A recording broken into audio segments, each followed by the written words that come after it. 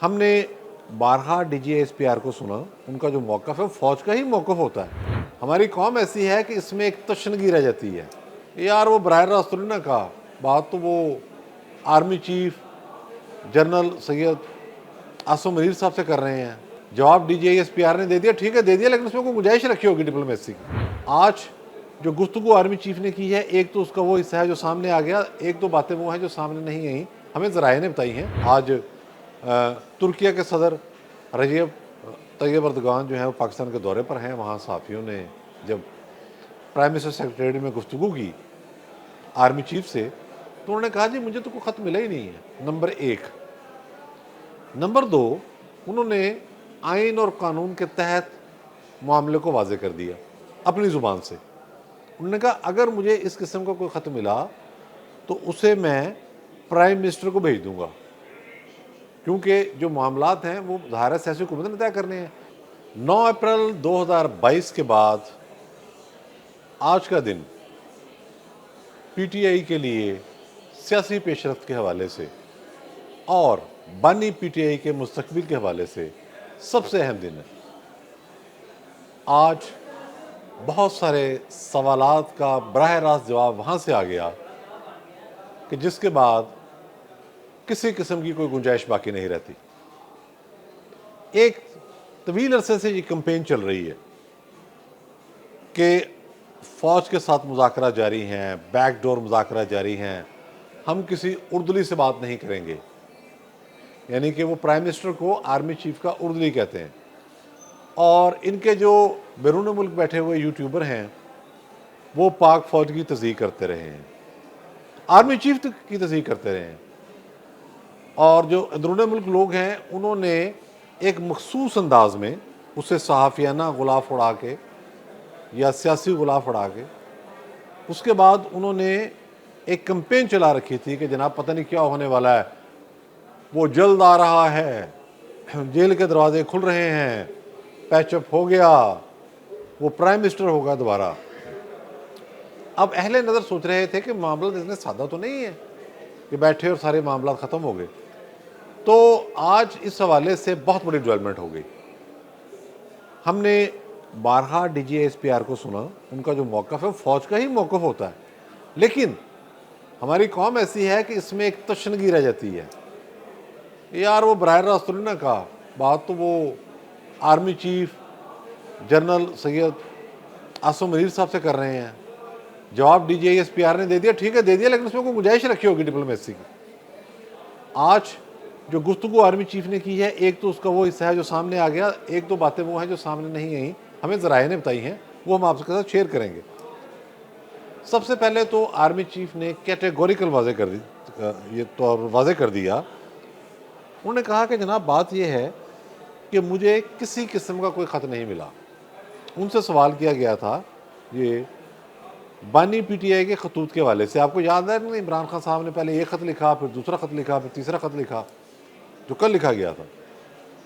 तो इस हवाले से जब क्वेश्चन हुआ, आज तुर्किया के सदर रजब तैयब अर्दगान जो है वो पाकिस्तान के दौरे पर हैं। वहाँ सहाफ़ियों ने जब प्राइम मिनिस्टर सेक्रेटरी में गुफ्तगू की आर्मी चीफ से, तो उन्होंने कहा जी मुझे तो कोई ख़त मिला ही नहीं है, नंबर एक। नंबर दो, उन्होंने आइन और कानून के तहत मामले को वाज़े कर दिया अपनी ज़ुबान से। उन्होंने कहा अगर मुझे इस किस्म का कोई ख़त मिला तो उसे मैं प्राइम मिनिस्टर को भेज दूंगा, क्योंकि जो मामलात हैं वो ज़ाहिर है सियासी हुकूमत ने तय करने हैं। यही बात डीजीएसपीआर कह चुके हैं कि हम बीच में नहीं हैं, जिन्होंने कोई नेगोशिएशंस करनी है। देखिए फौजदारी मुकदमात या करप्शन के मुकदमात वो तो चलते रहेंगे अपने तो, दहशतगर्दी के मुकदमात वो भी चलते रहेंगे, 9 मई के मुकदमात भी चलते रहेंगे। अब जो सियासी वाले से गुफ्तगू आपने करनी है वो प्राइम मिनिस्टर से करनी है, फ़ौज इसमें फ्रीक नहीं बनेगी, ये बारहा उन्होंने एलानिया कहा। तो आज कैटेगोरिकली जनरल हाफिज सैयद आसिम मुनीर ने कह दिया कि मुझे कोई ख़त नहीं मिला, अगर कोई ख़त आएगा तो मैं प्राइम मिनिस्टर को भेज दूंगा। साथ ही उन्होंने ये भी कह दिया, जो बड़ी इंपॉर्टेंट बात है, इसको आप किसी दूसरे पहलू से ना देखें, ये इसी जो मेन मुद्दा है इसी का एक हिस्सा है। उन्होंने कहा कि पाकिस्तान तरक्की कर रहा है, पाकिस्तान आगे बढ़ रहा है।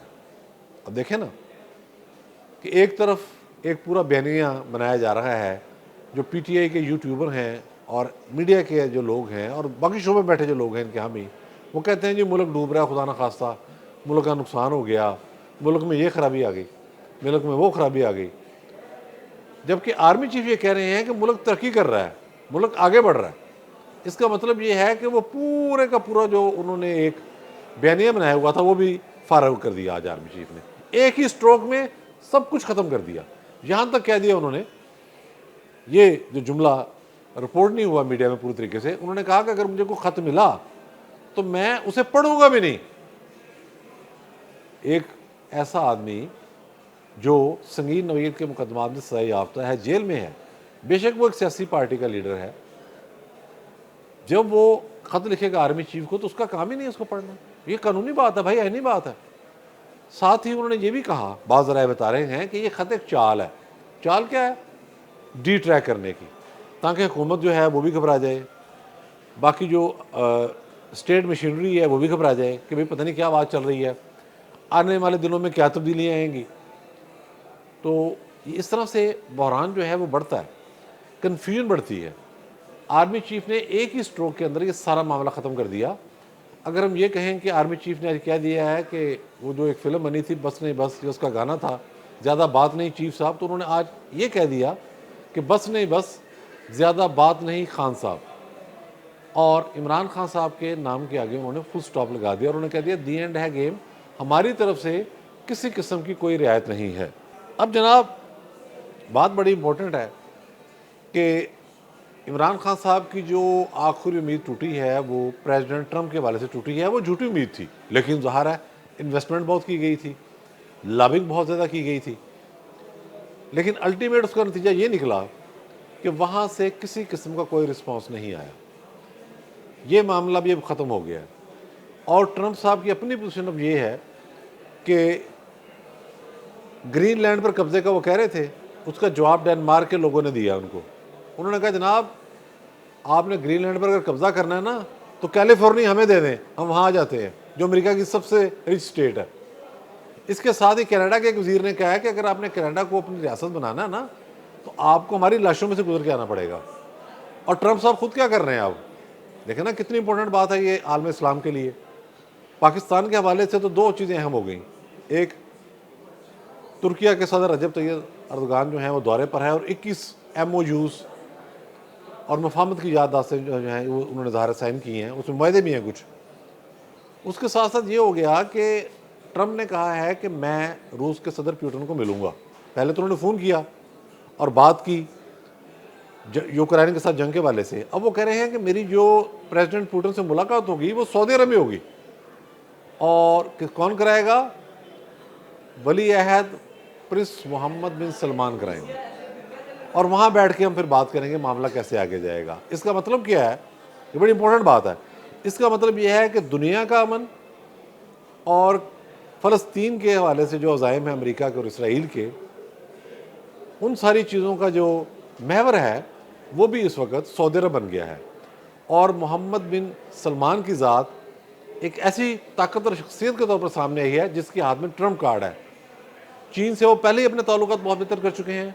अब ट्रंप साहब ये कह रहे हैं कि मैं मुलाकात जो करूंगा पुतिन से वो करूंगा सऊदी अरब में। इसकी एक और वजह भी है, उसकी वजह ये है कि मोहम्मद बिन सलमान साहब ने पुतिन से भी बहुत ज़्यादा दोस्ती इख्तियार कर रखी है। आपको पता है यूक्रेन के मामले पर कुछ ज़्यादा सख्त मौक़िफ़ उन्होंने इख्तियार नहीं किया था अमेरिकी ख्वाहिश के बरक्स। तो ये आलम इस्लाम के लिए भी एक सूरत हाल बहुत ज़्यादा सूदमंद है और पाकिस्तान के लिए भी आने वाले दिन बेहतर है।